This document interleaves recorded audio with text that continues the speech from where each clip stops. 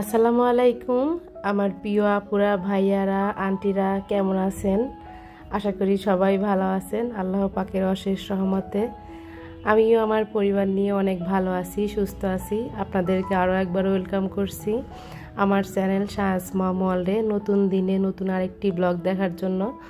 কাছে দূরে যেখান থেকে বসে আমার এই ব্লগটি দেখছেন, আশা করি আপনারা সবাই খুবই ভালো আছেন। নববর্ষ চলে গেছে, ঈদ চলে গেছে, তারপরে কিন্তু ঈদের আমেজ, নববর্ষের এই আমেজটা কিন্তু রয়ে গেছে আমাদের মাঝে। এখনও কিন্তু অনেক আপুরা আমার ঈদের ব্লগ দিচ্ছে, নববর্ষের ব্লগ দিচ্ছে। তো আমিও ভাবলাম যে আমার ঈদের আরেকটি ব্লগ ছিল, সেটাই আপনাদের সঙ্গে একটু শেয়ার করি। তো আজকের ভিডিওটা কিন্তু খুবই ছোট্ট, আশা করি আমার পুরো ভিডিওটি জুড়েই থাকবেন। তো যাই হোক, আজকে কিন্তু সকাল সকালে উঠে ব্লগটা স্টার্ট করে দিছি। আজকের ব্লগটা ছিল ঈদের পরের দিন।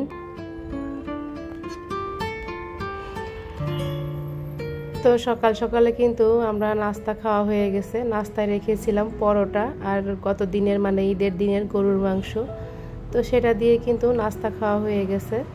তো খেতে খেতেও কিন্তু প্রায় 12টার মতো বেজে গেছে।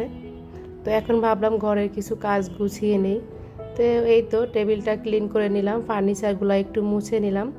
গত 2-3 দিন ধরে একটু মুছতে পারছিলাম না, মানে ঈদের মধ্যে রান্নাবান্নার ব্যস্ততা, তারপরে তো কাজের খালা নেই। তো সব মিলিয়ে আর কি অনেকগুলা কাজ জমেছিল। তো রান্নাবান্নার ঝামেলা ওইভাবে না থাকলেও কিন্তু কাজ কিন্তু কম নাই। তো সব চিন্তা করে আর কি কাজ গুছিয়ে নিলাম। আর অফ ক্যামেরায় কিন্তু আমি আমার ছেলের বেডরুমটা একদম গুছিয়ে বেডশিটটা একদম চেঞ্জ করে নিয়েছি। আর এখন চলে এসেছি বেসিনটা ক্লিন করতে। তো বেসিনটা গত 2-3 দিনে কিন্তু বেশ নোংরা হয়েছে, কারণ খাওয়া দাওয়া কিন্তু কম হয়নি। তো অনেকটা নোংরা হওয়ার কারণে ভাবলাম এখন একটু পরিষ্কার করে নিই। তো সব কিছু আর কি বেসিন থেকে নামিয়ে নিচ্ছি, আর এখন বেসিনটা ক্লিন করে নেব। তো বেসিনটা ক্লিন করতে করতে সেই পুরনো রিকোয়েস্টটি আরও একবার আপনাদের সামনে করে নিচ্ছি। যারা আমার ভিডিও এই পর্যন্ত দেখে এসেছেন, একটা লাইক দিতে ভুলে গিয়েছেন, অবশ্যই একটা লাইক দিয়ে আমার ভিডিওটি দেখা কন্টিনিউ করবেন। আর ভিডিওর কোনো অংশে ভালো লেগে গেলে অবশ্যই চ্যানেল সাবস্ক্রাইব করে আমার পাশে থেকে যাবেন, আমাকে অনেক বেশি সাপোর্ট করবেন অনেক দূর এগিয়ে নিয়ে যাওয়ার জন্য। আপনাদের একটা লাইক কিন্তু এই ভিডিওটি পৌঁছে দিতে পারে আরও অনেক দর্শক ভাই বোনদের কাছে। প্লিজ একটা লাইক দিবেন। একটা লাইক দিতে কিন্তু খুব একটা কষ্ট হয় না, টাকাও লাগে না, অনেক বেশি পরিশ্রম হয় না। আর যারা অলরেডি লাইক দিয়ে ভিডিওটি দেখা শুরু করেছেন আর সাবস্ক্রাইব করে আমাকে এত দূর নিয়ে এসেছেন, তাদেরকে জানাচ্ছি আমি অসংখ্য অসংখ্য ধন্যবাদ। তো যাই হোক, বেসিনটা ক্লিন করে নেওয়ার পরে যে গাছগুলা ছিল পানিতে, সেগুলা একটু পানি চেঞ্জ করে নিয়েছি। তো পানিগুলা 1 সপ্তাহ ধরে চেঞ্জ করা হচ্ছিল না। তো এখন এই যে পানিটা চেঞ্জ করে ফিল্টার থেকে পানি দিয়ে দেব। এতে করে গাছগুলা কিন্তু বেশ ভালো থাকবে। মানে ফিল্টারে পানি দিলে গাছে কোনো প্রকার গন্ধ হয় না, এই জন্য সবসময় আমি ফিল্টারের পানিটাই ব্যবহার করি। আর এখন এই যে আপনাদেরকে দেখিয়েছিলাম, মানে কাটিং করে যে গাছটা আমি লাগিয়েছিলাম মানি প্ল্যান্টের, সেটা থেকে কিন্তু অনেক বড় বড় পাতা গজিয়েছে। আজকে আপনাদের সেটাও দেখিয়ে দিলাম। তো এখন আমি চলে এসেছি ঘরটা ঝাড়ু দিয়ে নেব। তো ঘর ঝাড়ু দিয়ে ঘরটা মুছে নেব। গত দিন যেহেতু ঈদ চলে গেছে, তো ঈদের দিন কিন্তু কোনো ঘর মোছা হয়নি, শুধু ঝাড়ু দিয়ে ফেলেছিলাম। তো এখন এই যে ঝাড়ুটা দিয়ে নিচ্ছি। তো আজকে কিন্তু ঈদ চলে গেছে, মানে 7 থেকে 8 দিন হলো। আমার কাজের খালাও কিন্তু নাই, আজকে 12-13 দিন হলো। তো আমি কিন্তু আজকে ভিডিওটা ভয়েস ওভার করে আপনাদের সঙ্গে শেয়ার করছি। তো দেখেন খালাদের অবস্থা কি, এরা নিজেদেরকে ভিআইপি মনে করে। অফিস আদালত সবই কিন্তু খুলে গেছে, কিন্তু এদের ছুটি শেষ নাই। 1 সপ্তাহের কথা বলে গিয়ে আজকে 12-13 দিন তার মানে সে নাই আর কি। তো প্রতি মাসের শেষে কিন্তু তাদেরকে বেতনও আমাকে গুনতে হবে। আবার আমি নিজে পরিশ্রম করে, মানে নিজে পরিশ্রম করবো আর কি, তাদেরকে টাকাগুলো গুনে দেব। তো কোনো রকম কোনো কথা বললে আসলে তারা বলবে যে কাজ ছেড়ে দেব বা কাজের লোক দেখেন। এটাই হলো তাদের নীতি। আসলে এদের নীতি জীবনে কোনোদিন ভালো হবে না, বিশেষ করে কাজের লোকের। তো এখন এই যে রান্নাবান্নাগুলো গুছিয়ে নিচ্ছি। রান্নার মধ্যে আছে এখানে লাউ ভাজি করে নেব, আর এখানে লাউ রান্না করে নিব হচ্ছে ডিম দিয়ে। তো সায়ানের বাবা গতদিনই বলছিল যে মাংস আর খাবো না, আমার জন্য হালকা পাতলা একটু রান্না করে দাও। তো ঘর গুছিয়ে কিন্তু আমি ঈদের পরের দিন একটু রান্না করে নিচ্ছি। তো বাচ্চারা তো মাংস আছে বা পোলাও আছে, সেটাই খাবে।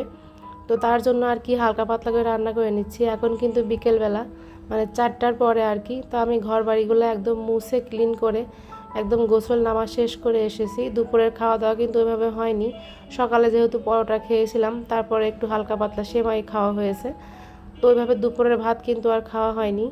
তো যাই হোক, রান্নাটা পুরোপুরি আপনাদের সঙ্গে শেয়ার করিনি, রান্নাটা কিন্তু গুছিয়ে নিয়েছি। আর অফ ক্যামেরায় কিন্তু রান্নাঘরটা আমি একদম ক্লিন করে নিয়েছি। তো তারপরে কিন্তু এখন সন্ধ্যার পরে আর কি 8টার মতো বাজে। আমরা এখন মানে একটু ঘুরতে বের হয়েছিলাম ঈদের পরের দিন। আসলে ওইভাবে তো কোথাও যাওয়া হয়নি ঈদের দিন। তো ওর বাবা বলছিল চলো একটু বাইরে থেকে ঘুরে আসি। তো আমি বললাম ঠিক আছে চলো, যেতে ইচ্ছা করছিল না সারাদিন অনেক কাজকর্মর পরে। তো তারপরে আর কি সংসদ ভবনে এখানে একটু নেমেছিলাম। তো সংসদ ভবনে এখানে অনেক সময় দাঁড়ানো ছিলাম আর কি, অনেক ফটোশ্যুট হয়েছে। তো বেশ ভালোই লাগছিল পরিবেশটা, অনেক বাচ্চা কাচ্চারাও ছিল, বেশ মানে তারা একটু দৌড়াদৌড়ি করছিল, কিছু ফটোশ্যুট করা হয়েছে, সেটাই আসলে আপনাদের সঙ্গে শেয়ার করছি। দেখতে থাকুন, আপনাদের কাছেও ভালো লাগবে। তো আমাদের সোনিয়া আপু কিন্তু আমাকে রিকোয়েস্ট করেছে আমি যেন একটু সামনে আসি, আপু তোমার চাঁদ মুখখানা একটু দেখতে চাই। তো আসলে আপু আসবো, অবশ্যই আসবো সময় সুযোগ করে আর কি। আপাতত এখন এইটুক দেখেই আর কি খুশি হও।